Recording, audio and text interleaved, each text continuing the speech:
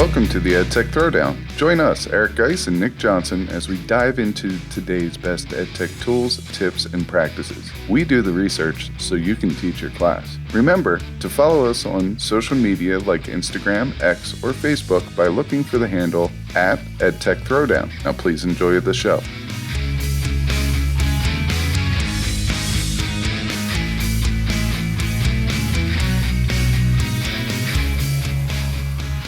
Welcome to the EdTech Throwdown. This is episode 174 called Differentiation Done Right, Top EdTech Tools for Every Learner. In this episode, we'll revisit the world of differentiation and talk about some of our favorite EdTech tools to make it happen. This is another episode you don't want to miss. Check it out.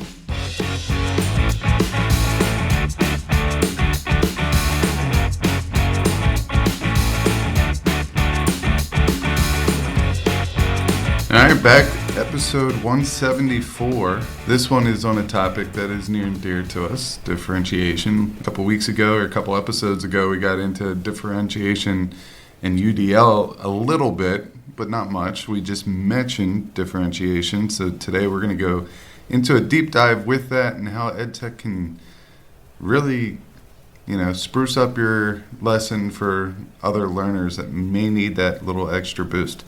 But before we get into that, all right, we had an Apple review. This person, John Bogue, I hope I got that correct, wrote us an awesome review. Just wanted to give a shout out to John Bogue. It reads, EdTech Touchdown.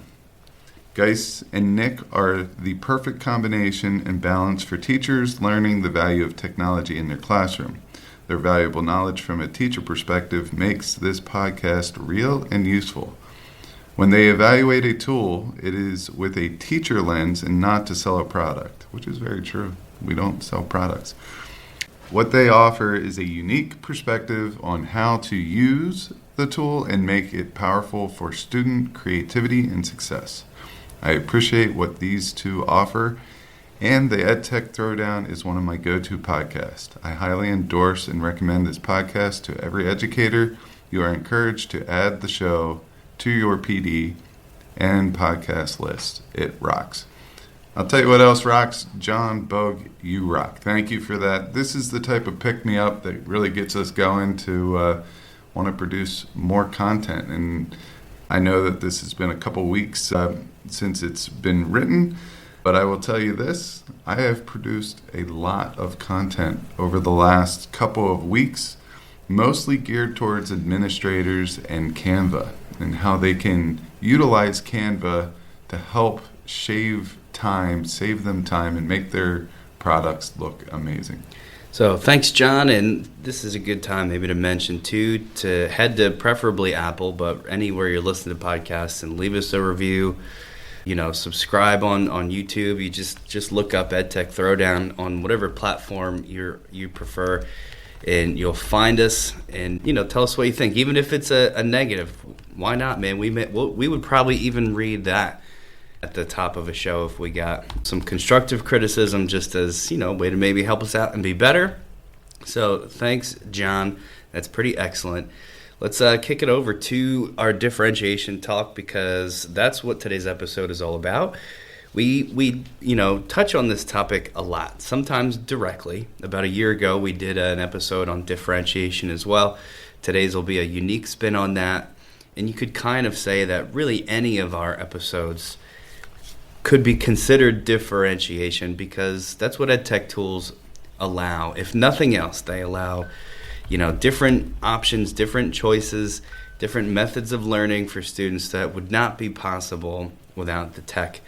But this episode is focused on that exclusively. This all happened because one of our school district's upcoming PD days, of course, they usually ask me and Guise to do some sessions on tech-themed stuff. And this year's is all about differentiation. So it just got us thinking about that again, and some of our, favorite tools, and how we do it now versus how we did it a year ago, and 10, 15, 20 years ago when we all first started teaching together, and figured we'd bring it to today's episode. So maybe we'll kick it off just by sharing I don't know, maybe like our favorite go-to strategies today. I know mine are different than they were last time we brought this up specifically. I'm guessing yours are as well.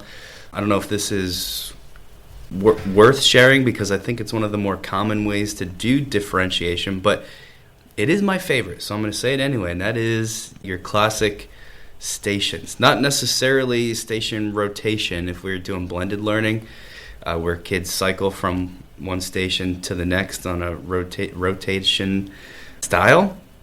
I just mean there's a bunch of different places around the classroom right now where you can go to access this information. One of those stations is a video.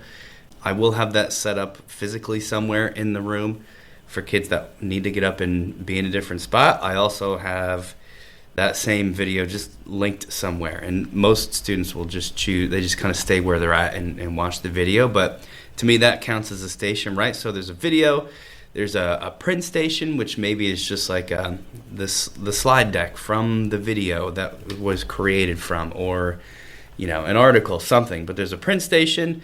There's another station that's me, where I'm just kind of standing there, and depending what it is, sometimes kids want to come and just go over it with me or hear me explain the information. That's fine too. And then I have one station that I call the extension station, where sometimes everybody has to get to that eventually. If not in class, that's what becomes the homework.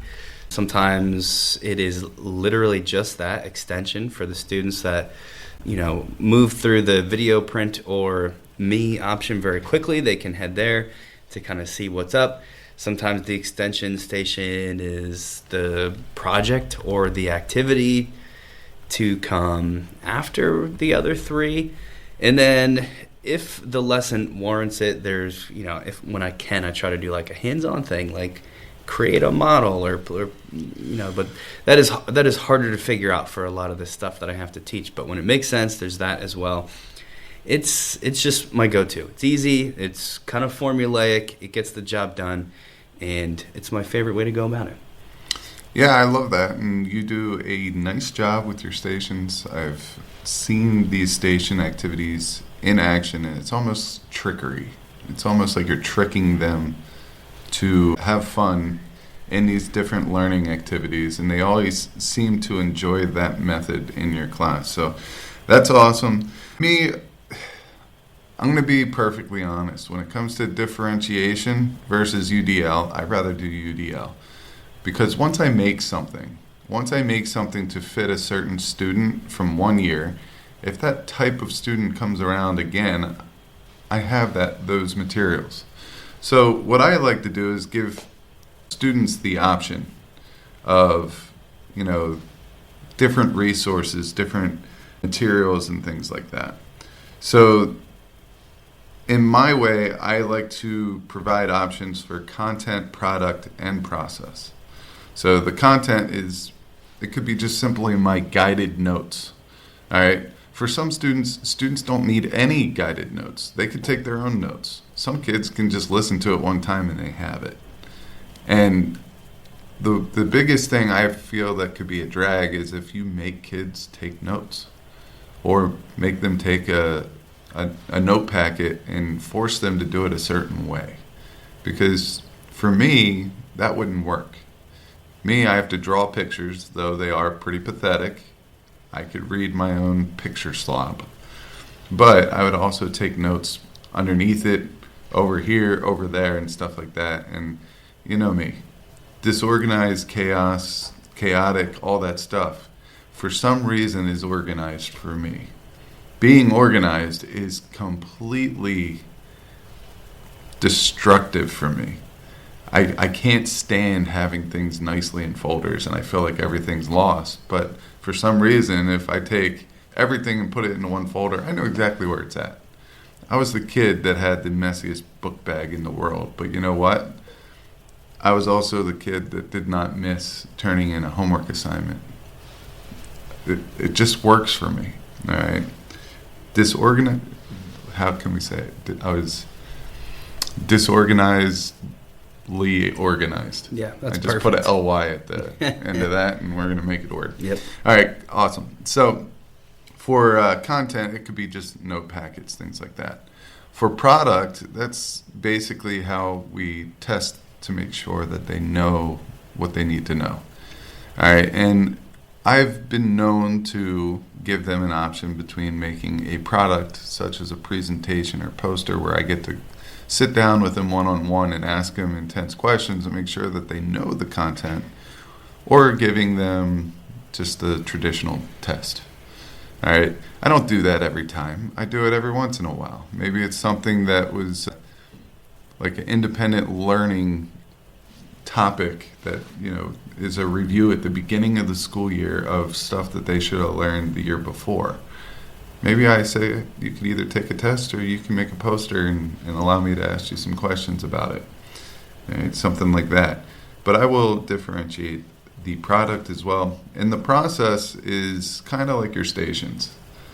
Maybe one day I'll have a lecture station for the kids that like the lecture. I'll have a podcast where I just make a podcast of my lecture. I'll make a video where it's like a screencast. Or maybe there's just a couple of the classroom books laid out where they can go read a certain number of pages. 4 different ways there. Once you make one, the next year you could build another way, and the next year you could build another way, so you have all those ways. I'm not saying you got to do this for every activity, but when you look at differentiation in certain activities throughout the year, you can make this a reality. And that's what I like to do, differentiate between content, product, and process. So I think that, that's pretty good for how we like to do it. It's probably worth throwing some honorable mentions out there, just since if we're doing a differentiation episode, we got to mention some other stuff like maybe flexible grouping, right? Where there's different levels. Sometimes I'll even call it like, here's level 1, 2, and 3. By time this week is over, everybody has to be working at level 3. And then you can move in and out of those groups as needed in whatever way. There's, any sort of tiered assessment where multiple levels of instruction exist, and they sort of move up through those levels. If you're doing project-based learning or something like that, I would argue that would count as being differentiated all on its own. Collaborative stuff, if there's, if the homework you assign is leveled out, right, would then be differentiated homework. Giving students choice, right? If you're doing choice boards, that's one I was tempted to use as my favorite, but I definitely do stations more often. All of these are excellent ways to differentiate, and I think that's a good way to close out our first segment.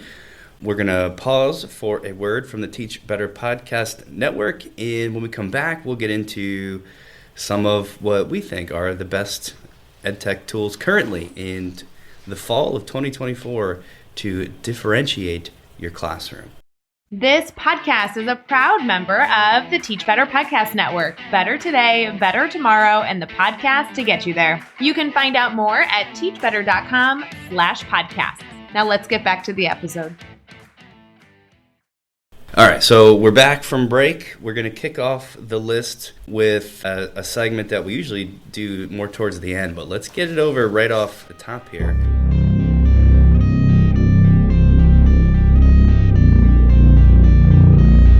Welcome to the EdTech Throwdown. This is an in-episode competition featuring an EdTech tool, tip, or practice that can be used to enhance learning and increase engagement. In one corner, we have Guise, the genetically confused mixture of silverback, human, and sloth, a walking identity crisis. And in the other corner, we have Nick, the pint-sized powerhouse ready to punch above his weight and give Guise a run for his bananas. It's a showdown between a confused giant and a determined David. Get ready for the ultimate clash of the EdTech Titans. And that is the EdTech Throwdown, where Guise and I are each going to offer up 2 different tools, and you guys can tell us who you think has the better one. We're doing this because we think in the world of tech-supported differentiation today, there are 2 tools that stand out. And those are Diffit and Quizzes, right? Do you want to make these our throwdown for today? I think that's a solid choice, and both of these are throwing a lot of updates out there. And I don't mean that in a negative way. I mean that in a positive way. I believe that we are seeing 2 tools that are grasping what is current, what is hot, and they're listening to educators' needs, and they are killing it. So I don't think you could go wrong with either one of these, but I think we'll let you start since I won the coin flip. That's right. Imaginary coin flip. Do I have quizzes, right? Is that mine, or can I pick which one I want to do? I think you have quizzes. I think I have quizzes too. All right, so which is good, because that's the one I'd prefer to have, quizzes. If you don't know, it is like Kahoot or Blue-Kit or any of these online game-based learning tools. It's the one we always mention because we think it's got more than the rest, and here's why. And here's why it's so great for differentiation, right? Does it have the in-class review style game like Kahoot, where you're presenting, some questions, students answer, you see the data?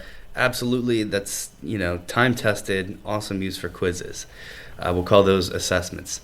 Can you also take those assessments and push them as homework for students to do asynchronously? Absolutely, you can. Can you also do it individually in class, so students are there but going at their own pace, so there's not this pressure of 60 seconds to answer, because sometimes that's a bad thing? Absolutely. We're mentioning it because they've also got other stuff like quizzes, lessons, where you've actually got your presentation from Google Slides in quizzes. It imports directly, and then you can embed questions within that.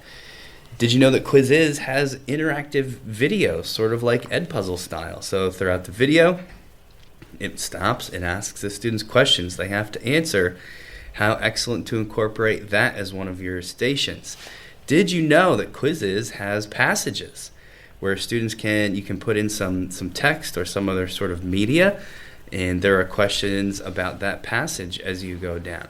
That's one of the newer ones. And then the absolute newest are Quizzes flashcards. So this is Quizzes sort of starting to, bleed over into the digital flashcard world. I think you're going to see a lot more of Quizzes doing that type of thing. And all of these, needless to say, just make it excellent to offer students a bunch of variety. Here's the slide deck with questions. Here's the flashcards with that same information and questions. Here's the video with embedded questions. You could almost make, or I could, if you're like me, doing stations. Each one of your stations could be one of these different things that Quizzes can produce for you. To me, it's a no-brainer, although it's kind of tough to argue against yours for differentiation because its entire name is built off of the word differentiation. And that's my argument, and we're going to stop there and just throw me the win, since it's basically just that. End of competition. Yeah, mic drop. All right, so anyway, I have Diffit. I love this product. Quizzes is great. So is Diffit. Really, it's an AI tool. It's going to allow teachers to put any type of passage, whether it's a vocab list, whether it's paragraphs, whatever it may be. They're going to throw this into a text box, and then the AI is going to rewrite that text at different reading levels if you wish. They can translate the content. They can generate definitions and questions and other resources based on whatever input. So if that input is a paragraph or excerpt, or maybe you just asked a question. You could just ask the question, what is photosynthesis? Put it at a 9th grade level. Boom. It's going to give you an article. It's going to allow you to change the reading level of that, the length, all that good stuff. There are other features with Diffit. And by the way, you can access a free account with an optional upgrade. But the features are generate materials from prompts, URLs, copied text, uploaded PDFs, vocabulary lists, and it goes on and on. All right, if you have a test coming up and you already have the test written, throw the test in there and allow it to, kind of create a summary of that test just based on what you entered. You could create adapted reading passages. So if you have a 4-page PDF and you only want it to be a 2-page PDF, or you want to keep it exactly the same as the PDF that you put in there, you can do that. So you can adjust the length. You can translate over 60 languages. You can access a bulleted list summary. And this is one of my favorite things because for some students, they get lost in all that. give them the goods. Give them the goods. Let them read the goods, and then tell them to go back and try to read the passage and see if they can identify where the goods are within that passage. I don't know why I keep calling it the goods, but it's the goods, baby. It's the goods. I get it. It's the goods. All right. From that passage, it will generate vocabulary words, definitions, and examples. So that's huge, especially maybe you have some varying levels of reading comprehension in your class. That could help. It will create multiple choice questions, short answer questions, open-ended prompts that you could use as formative assessment questions and things like that, small group discussions, maybe some type of Socratic seminar that could help you out with that. So when you do this, always make sure that you are signed in, because now they have the ability, and they probably have, I think they released this maybe last spring. It could have been earlier than that, but it will save your diffits, which is awesome, because now you could go back year after year. You don't need to, if you want to make changes or whatever, you can see what you did the year before. One thing that I hope that they make at some point are folders that allow you to organize your diffit activities. But you don't want folders. You just mean for everybody else that does like folders. Yeah. No, I would want one folder per class. Because if I teach 5 classes, and I've had 5 preps in the past, I would want one folder for everything else. I see. Or allow you to rename the file. Because I would just do bio lesson 1, bio lesson 2, biochemistry lesson 1, bioethics lesson 1, ecology lesson 1. Which one am I forgetting? Field ecology lesson 1. I'm still missing one. I don't know. I've taught a lot of different classes and had a lot of fun doing it. AP Bio. AP Bio, that's it. Yeah. So naming convention on folders, I would love to see something like that, but that is such a minute detail in this awesome product. All right, so we know it's tough to vote between those two, but that's our throwdown anyway. We're going to make you choose between which ones you like more. And those are also like the 2 perfect things to mention at the top, because they do so much of what differentiation is. The rest of our list are just some of like the mega tools that are out there in the differentiation game. This first one I'm going to mention is a good thing to use as one of your options, as one of the things you offer students, whether it's at a station or as part of their notes options like you were talking about at the top of the show here. And that is, of course, a graphic organizer. This is for your visual learners. Gives them something to see, more of like that visual element where just some text is not going to do it for them. This is where you're going to want to go. There's lots of ways to make graphic organizers. Our favorite one is, of course, Canva. So if we're mentioning EdTech Tools, that's the one that I think has to be there. Canva has a lot of graphic organizer templates. It's got a lot of pre-made graphic organizers ready to go, perhaps for the exact one you need to make. It is already there, and if it's not there, then you can go in and use one of their templates to like do it, right? If you listen to our show, you've heard enough about Canva and how amazing it is that I don't have to say too much more about that. But I do think people need little reminders on things like graphic organizers can be the way you differentiate that lesson. That can, you could plop that graphic organizer down at station A and say, if anybody wants to learn it this way, head over here, and you can look at this graphic organizer, fill out your own blank version, answer these discussion questions, regroup as a class. However you set it up is up to you. That is definitely, it's worth bringing out for sure. Yeah, and as you were talking, I don't know why I did not mention this, but I'm going to mention it now anyway, because with Diffit, I forgot to mention all the different resources that you can make. And they keep adding. They have EduProtocols on there now. They have Matt Miller's great collection of resources there. They have claims evidence reasoning. They have debate sheets. They have graphic organizers. They have flowcharts, all that stuff. So, as you were talking with graphic organizers, that's what made me think about it. But, that's there. They have mind maps, and that's our next one. And one of my favorite mind map tools, and I have not used this in a long time, and I don't know why. I don't know why, because I loved it, and that was ThingLink.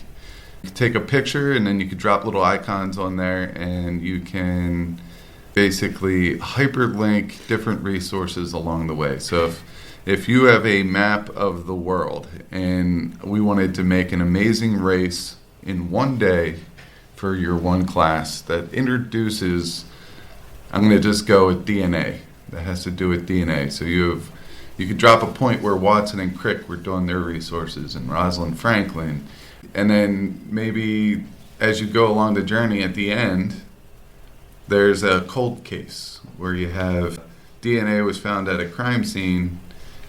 This is kind of how forensic scientists use DNA at a crime scene to solve a murder.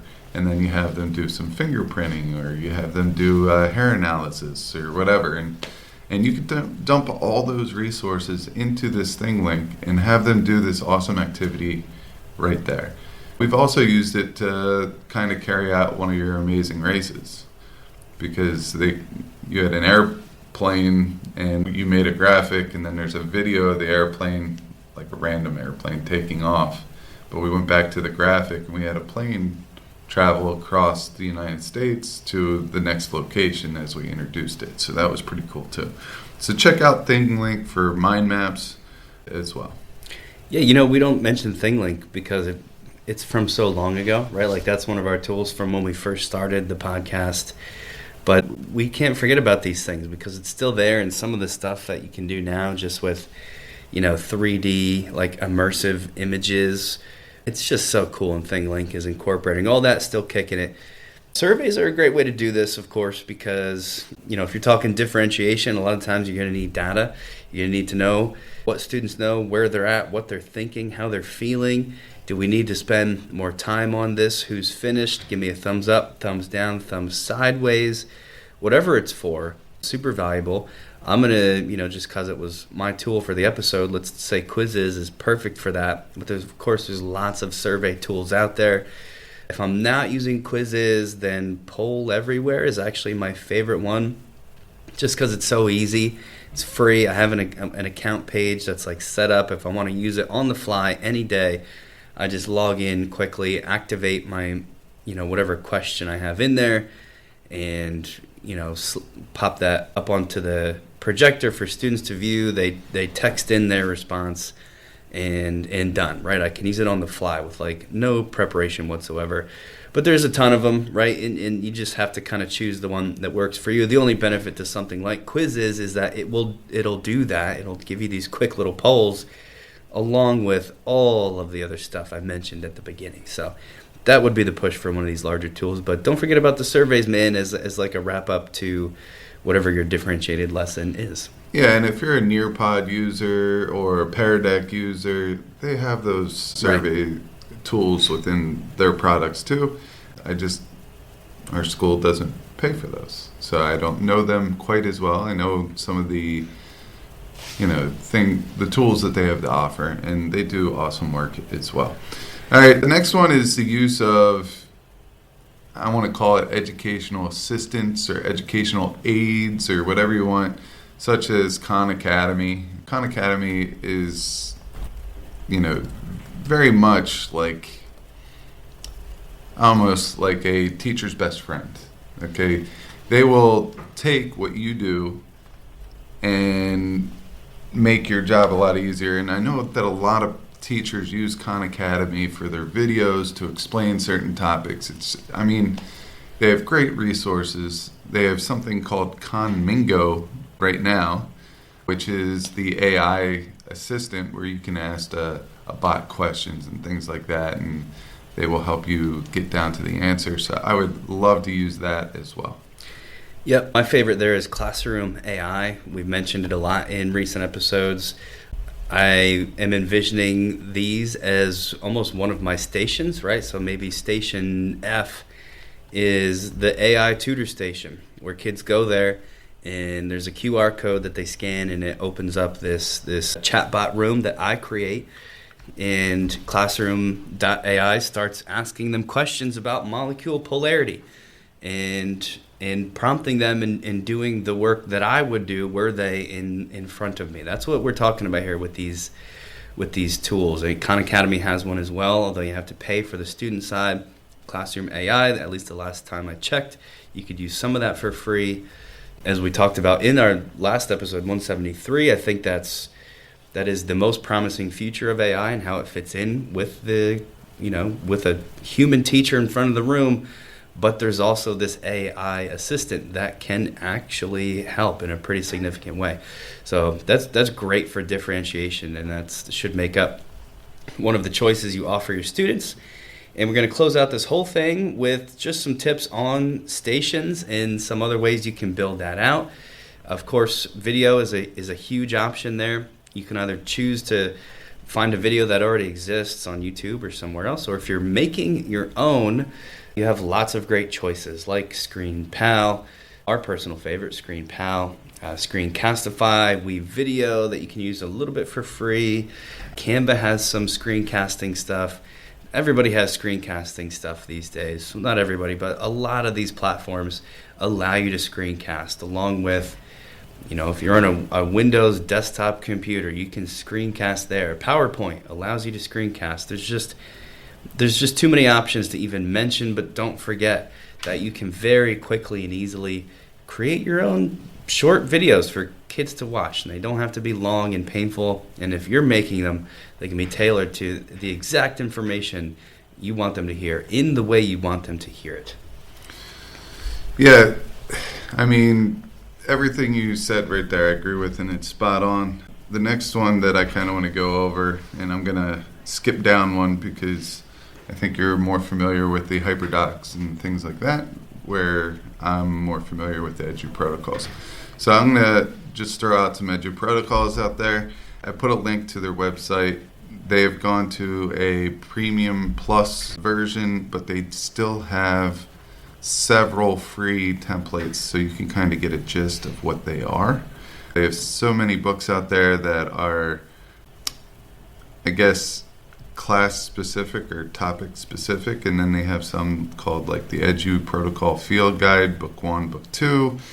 And then if you look at those, you can kind of go through and see some of the templates that they have. So the one I'm looking at right now is called the Iron Chef. The Iron Chef is pretty cool.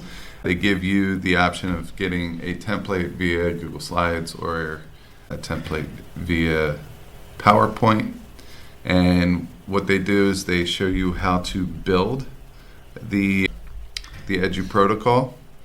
They'll give you the template, they'll give you a fact sheet, everything you need there, some pro tips, they'll put those in there. So basically, what you are going to do here is you're going to add 4 facts to this slide for the Iron Chef lesson. And it says that there's 10 minutes to build here, and then you can also provide links and things like that. You insert 1 image and 1 secret ingredient. And then after that, you would display this, and then there would be basically a lesson that you could read about on the protocol website that is going to tell you how to implement this into your classroom. So you're giving them these facts, you're giving them an image, you're giving them a secret ingredient, and from that, they're making ties to pull it all together in a short activity. I mean, this might be a do now, 10 minutes. They're done. Maybe they present it to another group. Maybe they do something else. But basically, it's supposed to give students the confidence to talk about a certain topic and easily pull in these facts and everything that you've given them to build their confidence to be able to explore that topic and talk about it. Yeah, we love Edu protocols, and I'll use that to springboard into our last thing mentioning here, which is HyperDocs. A long time ago, we talked about a website from the HyperDoc girls. I'm sure that's still out there. It's a really excellent, gigantic resource page with a bunch of these things. So you can try to Google that if you want to. In our show notes, I've got a link to another collection of HyperDocs. If you don't know what these are, it is literally just a doc, usually Google Docs, but with links. It's an interactive worksheet. Basically, that's how I think about it. Hyper and hyperdoc refers to just that, hyper link, and then of course doc is document. These can be learning playlists, these can be learning menus, just, those are all different to me, like rebrands of what a hyperdoc is. It's such an easy way to differentiate because you've got your document, you can tier it, you can level it, you can put options in there, you could build stations in there. My only knock on these docs, notice the rhyming, is that it can get a little bit dry if you're just literally typing in here's a bunch of words, and when you click them, it goes to a page, right? That can be extremely boring, and that can make them extremely non-helpful. So if you're using hyperdocs, make sure that it's visually interesting. Make sure you've actually got things in there that make it worthwhile. Otherwise, you might as well not even do it at all, or just, get up and do a little bit of a lecture, because that's probably more interesting than just having students click through a bunch of links and then answer questions about it. That's, would be on the low end in terms of effectiveness for hyperdocs. But just start by looking at some of the templates on these websites just to get a sense of how cool they can be, and some really super great and engaging ones. Yeah, so I think that wraps up our list, right? You good? Let's close it out here for episode 174 on differentiation. Hopefully we've given everybody some ideas to think about, some reminders on powerful ed tech in this world. And as always, thank you for listening.